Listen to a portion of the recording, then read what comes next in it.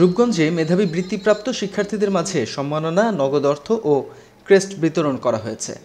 নারায়ণগঞ্জের রূপগঞ্জ উপজেলা কিন্ডারগার্টেন শিক্ষা উন্নয়ন ও কল্যাণ সমিতির আয়োজনে উপজেলার গোলাকান্দাইল ইউনিয়নের ১৩টি কিন্ডারগার্টেনের মোট ৩৮৪ জন বৃত্তিপ্রাপ্ত মেধাবী শিক্ষার্থীদের মাঝে এই সম্মাননা প্রদান করা হয়। শনিবার বিকেলে উপজেলার গোলাকান্দাইল এলাকায় আয়োজিত অনুষ্ঠানে এই শিক্ষার্থীদের এই সম্মাননা প্রদান করেন বিএনপির জাতীয় নির্বাহী কমিটির সদস্য মুস্তাফিজুর রহমান ভূঁইয়া দীপু।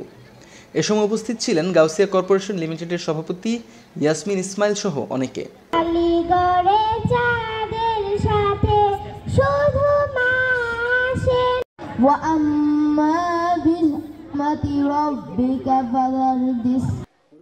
এ সময় মুস্তাফিজুর রহমান ভূঁইয়া দীপু তার বক্তব্যে বলেন, আমরা রাজনীতি করি জনগণের সেবা করার জন্য।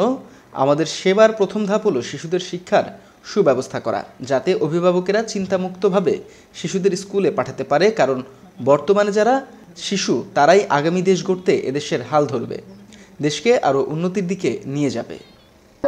যে রাজনীতি মানে হলো একটা সেবা করা, কি রাজনীতি মানে সেবা করা না? এখন রাজনীতি যদি সেবা হয়, সেবার প্রথম উল্লেখটা থাকে যে আমার রূপগঞ্জের যারা বাচ্চারা আছে তাদের সুব্যবস্থা করা, তাদের শিক্ষার জন্য সুব্যবস্থা করা, তাদের গার্জিয়ানরা যাতে চিন্তামুক্তভাবে যাতে বাচ্চাদের স্কুলে পাঠাইতে পারে, ওইদিকে আমরা সবচেয়ে বেশি খেয়াল রাখার চেষ্টা করছি।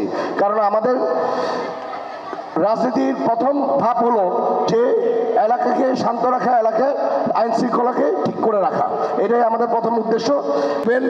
এইখানকার বাচ্চাদের ভবিষ্যতে যাতে এইখান থেকেই আমরা রাজনীতিবিদ পাবো, বাচ্চাদের থেকে এইখান থেকে আমরা ইঞ্জিনিয়ার পাবো, ডাক্তার পাবো,